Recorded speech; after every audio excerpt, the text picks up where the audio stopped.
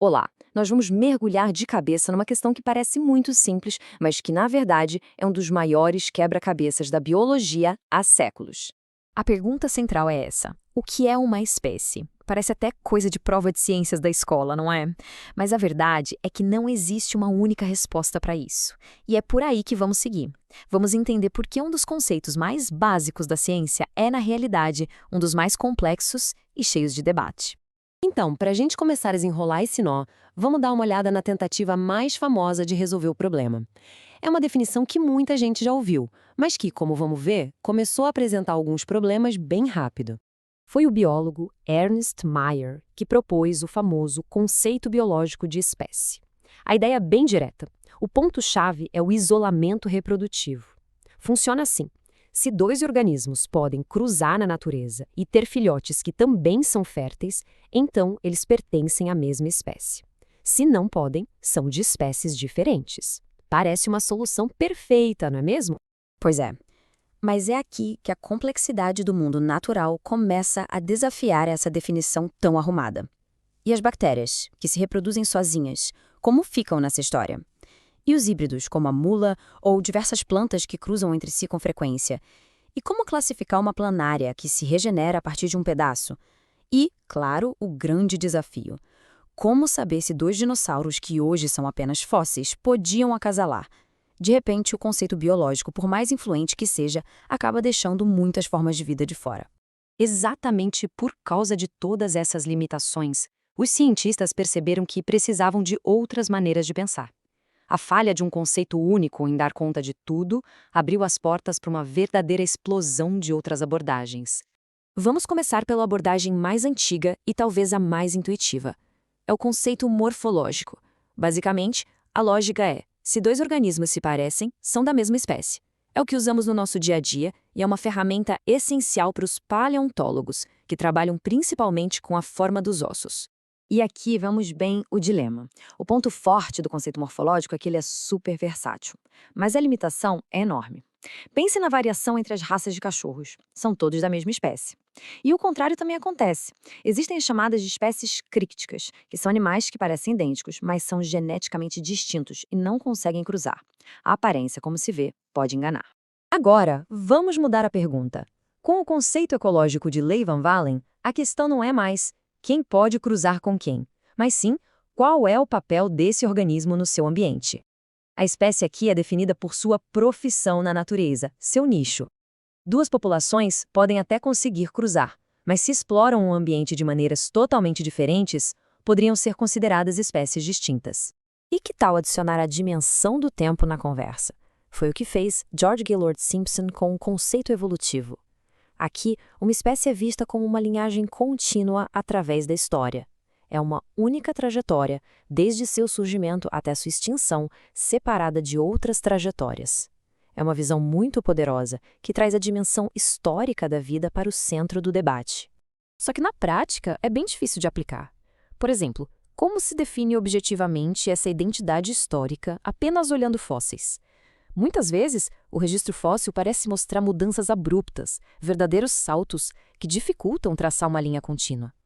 Além disso, esse conceito não ajuda muito a explicar o surgimento de novidades genéticas radicais, como os chamados genes órfãos, que simplesmente aparecem sem um ancestral claro. Com o avanço da genética, surgiu uma abordagem baseada nas árvores evolutivas. No conceito filogenético de Joel Cracraft, uma espécie é o menor galho que conseguimos identificar na árvore da vida, um grupo que compartilha um ancestral comum exclusivo e que pode ser diagnosticado por características únicas, sejam elas na aparência ou no DNA.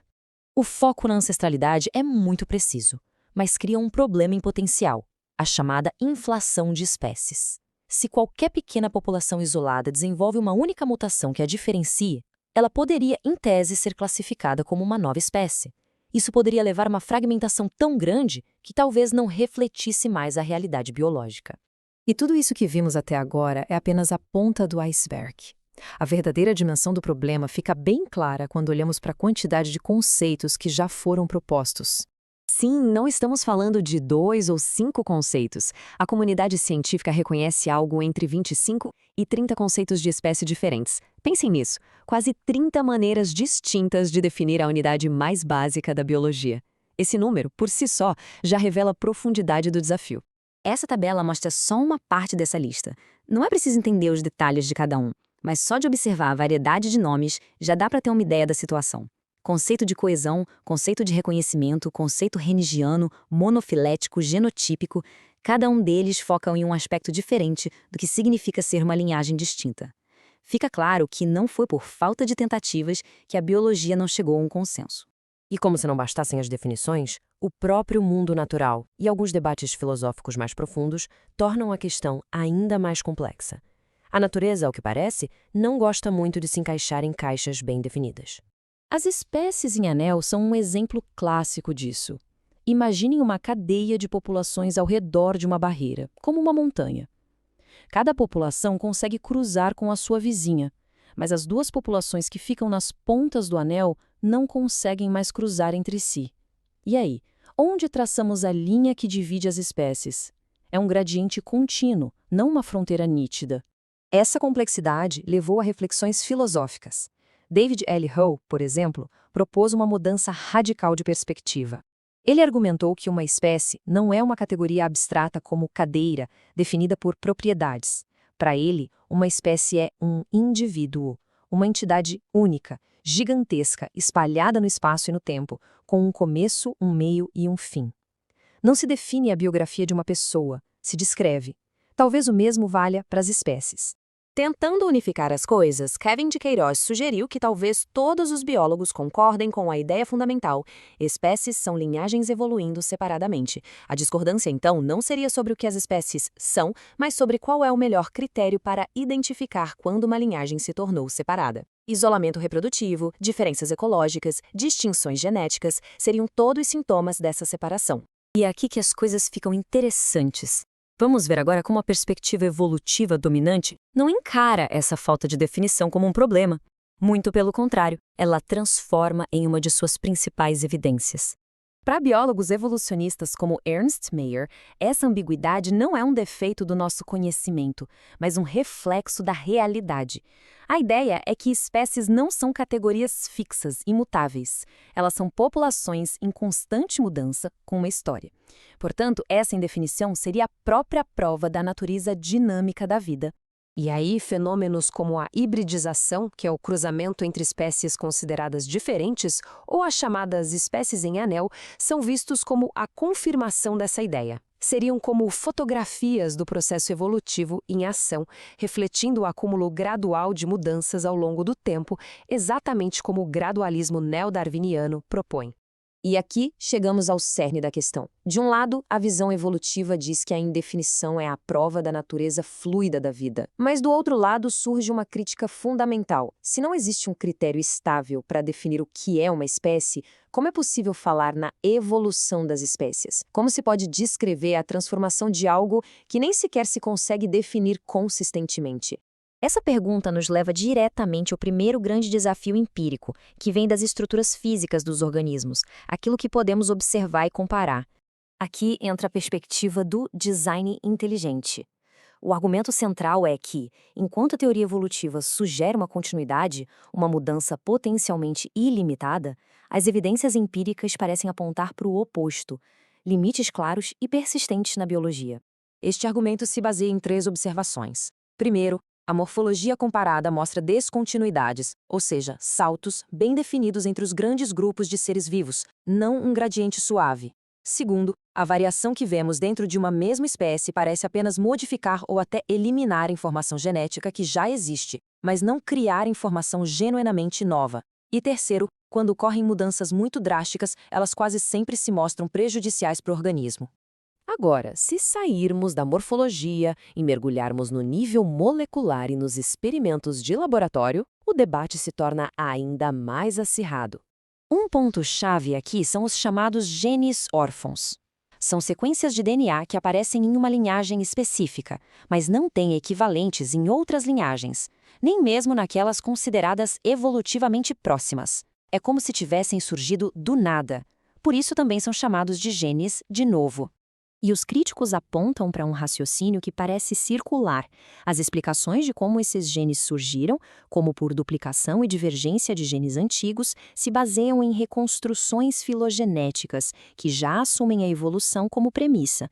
Em outras palavras, pressupõe-se a teoria para explicar a evidência que deveria sustentar a teoria. Isso nos leva a um dos experimentos de laboratório mais longos e famosos da biologia, conduzido por Richard Lenski. A questão que se coloca é: depois de dezenas de milhares de gerações de bactérias, o que esse experimento realmente demonstrou? Foi inovação ou reorganização? E aqui a divisão de interpretações fica clara. O que se esperava era observar o surgimento de novos genes, de funções biológicas inéditas.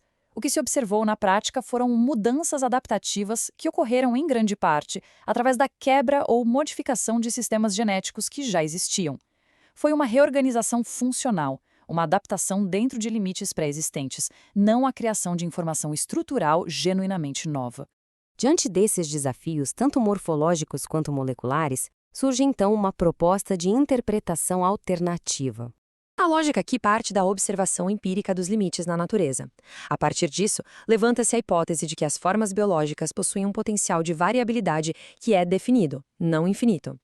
O argumento, portanto, é que a fluidez que observamos ocorre dentro dessas fronteiras, que seriam projetadas, e não através de uma transformação ilimitada. A conclusão é que esses limites e a complexidade dos sistemas biológicos poderiam ser indicadores de intencionalidade. Sob essa ótica, a dificuldade em definir espécie deixa de ser uma evidência para o gradualismo. Ela passa a ser vista como um sintoma de uma tensão entre as categorias teóricas que o neodarwinismo espera encontrar e os padrões biológicos que são de fato observados na natureza, que parecem mais descontínuos e estruturados. Isso nos leva a uma reflexão final e provocadora. A própria expressão evolução das espécies carrega uma certeza sobre uma categoria, a espécie, que, como vimos, é extremamente problemática de definir. A questão que permanece é: se a categoria em si é tão instável, o que exatamente se afirma que está evoluindo?